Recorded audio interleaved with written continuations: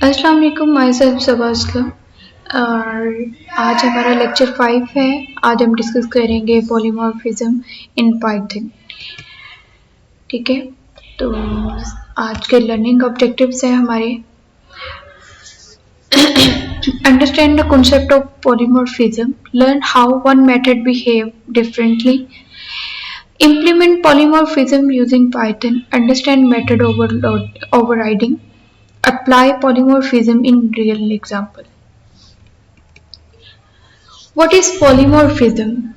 अच्छा, मैं यहाँ पे आपको एक एग्जांपल देती हूँ। जैसे एक पर्सन है, वो अगर कॉलेज में है तो वो एज अ स्टूडेंट या फिर एज अ टीचर बिहेव करता है, ठीक है। और अगर वो घर पे है तो एज अ सन और या एज अ फादर बिहेव करता है, ठीक है। तो एक्चुअली हम कहते हैं कि पॉलीमॉर्फिज्म का मतलब होता है मेनी फॉर्म्स, कि एक ही चीज़ की डिफरेंट फॉर्म्स जो हैं, ठीक है। In object oriented programming polymorphism allow the same function name. अच्छा, पॉलीमॉर्फिज्म जो है वो हमें अलाउ करता है कि फंक्शन नेम जो है वो सेम हो और वो बिहेव करे differently for different object. Example मैंने आप लोगों को बता दी है इसकी। अब हम देखते हैं कि वाई पॉलीमॉर्फिज्म, कि हम लोग क्यों इसको यूज़ करते हैं अपने कोड की फ्लेक्सिबिलिटी को इम्प्रूव करने के लिए, कोड की डुप्लीकेशन को रिड्यूस करने के लिए, प्रोग्राम को ईजियर टू एक्सटेंड करने के लिए, ठीक है। और अलाउ करता है हमें कि वो सेम इंटरफेस प्रोवाइड करे फॉर डिफरेंट ऑब्जेक्ट। नेक्स्ट हमारे पास एग्जांपल है पाइथन के अंदर। जैसे हम कहते हैं कि हमने एक हेलो का वर्ड है, ठीक है, हमने उसकी लेंथ उसकी जो लेंथ है उसको प्रिंट करवाना है। जब हम हेलो की लेंथ को प्रिंट करवाएंगे तब भी वो उसकी लेंथ भी 3 आएगी, ठीक है। और फिर हमने एक अरे दे दी है, उसमें हमने 4 इंडेक्स को ऐड कर दिया है, ठीक है। तो उसकी लेंथ जब प्रिंट होगी तो तब भी आंसर 3 होगा, ठीक है। The same function length work for different data type. अब सेम फंक्शन है, वो डिफरेंट डेटा टाइप के लिए सेम काम कर रहा है। नेक्स्ट है हमारे पास फंक्शन ओवरराइडिंग भी कह सकते हैं इसको, और मेथड ओवरराइडिंग भी कह सकते हैं। और मेथड ओवरराइडिंग जो है वो अकर होती है चाइल्ड क्लास के अंदर, ठीक है। जब हम एक ही फंक्शन जो हम लोग पेरेंट क्लास के अंदर बनाएं और फिर सेम वही फंक्शन हम लोग चाइल्ड की क्लास के अंदर क्रिएट करते हैं, तो उससे क्या होता है फंक्शन ओवरराइडिंग, ठीक है। उसके बाद हम कहते हैं कि provide a different implementation of method. अच्छा, हम इसकी इम्प्लीमेंटेशन भी देखेंगे मेथड ओवरराइडिंग की, ठीक है। ऑलरेडी डिफाइनिंग पेरेंट क्लास, ठीक है, हमने एक फंक्शन जो पेरेंट क्लास के अंदर डिफाइन किया हुआ है, फिर हम वही फंक्शन चाइल्ड क्लास के अंदर बनाएंगे, ठीक है। और फिर देखेंगे कि क्या उसमें जब फंक्शन सेम हो जाएगा तो क्या होगा, फंक्शन ओवरराइडिंग।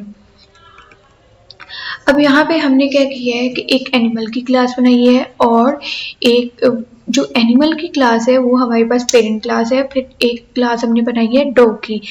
डॉग की क्लास जो है वो चाइल्ड क्लास है। डॉग के साथ हमारे पास ब्रैकेट्स के अंदर एनिमल लिखा हुआ है, तो ये इस चीज़ को जाहिर कर रहा है कि ये जो है इनहेरिट हुई है ये क्लास पेरेंट क्लास से, ठीक है। तो हमने जो एनिमल की क्लास बनाई है उसके अंदर भी हमने साउंड का फंक्शन क्रिएट किया है, और फिर हमने जो डॉग की क्लास बनाई है उसके अंदर भी हमने साउंड का फंक्शन क्रिएट किया है। तो इससे क्या हुआ है, फंक्शन ओवरराइडिंग। इसको हम लोग मेथड ओवरराइडिंग भी कह सकते हैं।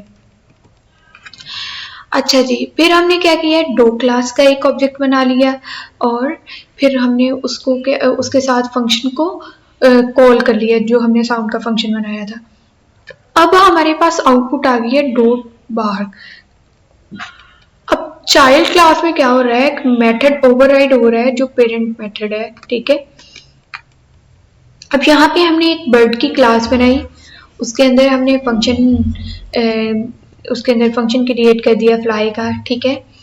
और एक हमने बनाई पेंगुइन की क्लास, ठीक है, उसको इनहेरिट किया हमने बर्ड क्लास से, और उसके अंदर भी हमने एक फंक्शन बना दिया फ्लाई का। अब क्या हुआ है, अब भी फंक्शन ओवरराइड हुआ है, ठीक है। जो फंक्शन हमने पेरेंट क्लास में बनाया था वही हमने चाइल्ड क्लास में बनाया। और नेक्स्ट हमने क्या किया है, उनके ऑब्जेक्ट्स क्रिएट कर दिए हैं, ठीक है। अब जो पेरेंट क्लास है उसका भी एक ऑब्जेक्ट क्रिएट कर दिया और एक हमने चाइल्ड क्लास का क्रिएट कर दिया।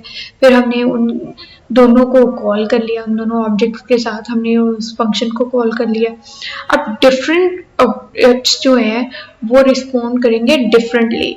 अब जो पेरेंट का ऑब्जेक्ट है वो पेरेंट के फंक्शन के अकॉर्डिंग आउटपुट देगा, और जो चाइल्ड का है वो चाइल्ड के फंक्शन के अकॉर्डिंग आउटपुट देगा।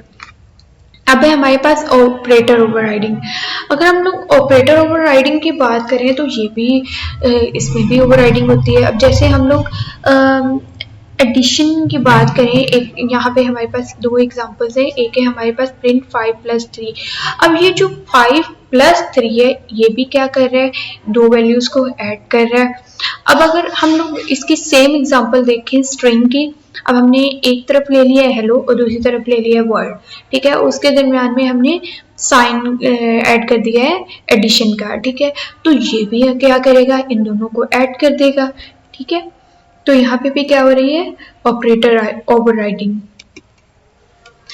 अच्छा जी, एडवांटेजेस ऑफ पॉलीमॉर्फिज्म की बात करें तो इसमें कोड जो है वो उसकी रीयूजेबिलिटी जो है इम्प्रूव होती है, कि हम लोग उसको रीयूज कर सकते हैं। Flexible programs, easier to maintenance, उसको मेंटेन करना बहुत ईजी होता है, ठीक है। और सपोर्ट करता है डायनेमिक प्रोग्रामिंग को।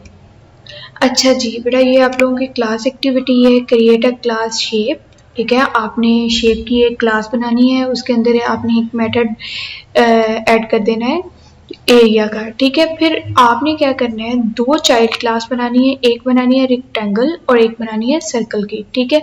और उसके अंदर भी सेम आप लोगों ने एरिया का मेथड ऐड करना है, ठीक है।